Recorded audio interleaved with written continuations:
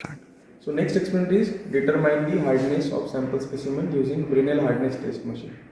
So the same machine is used for Brinell hardness test, and we have this sample specimen, and we need to measure or determine the hardness of the sample specimen.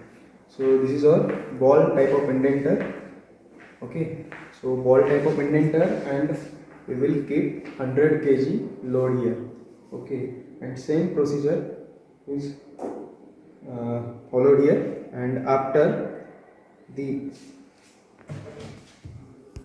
after the test you will find impression on this plate. Okay, so next step is to find out the diameter of this impression. So for measuring the diameter of this impression, we have this portable optical microscope. So we will keep this microscope on top of this plate, and we will see from here. Okay,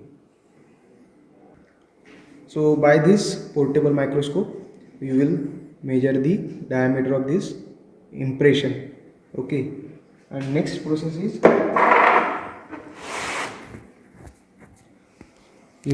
load. This is the formula for BHN, Brinell hardness number. This is the formula for BHN, Brinell hardness number, where P is the applied load in Newton. So you already know load 100 kgf. Okay, then you already know value of pi. D is the diameter of steel ball in mm. So diameter of steel ball, which steel ball? The indenter steel ball. Okay, so diameter of indenter steel ball, and small d is the diameter of impression. Okay, so small d is the diameter of this impression. When you put all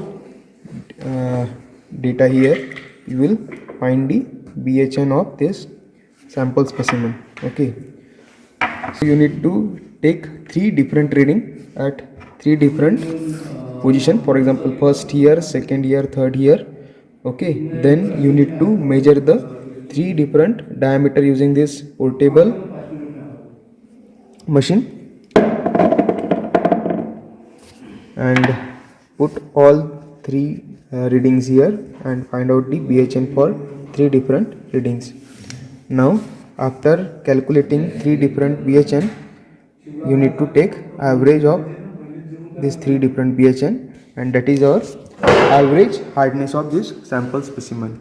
Okay, so by this way you can find out the Brinell hardness number of given sample specimen. Only the difference between Rockwell and Brinell is, in a Rockwell hardness test we will measure the depth of impression.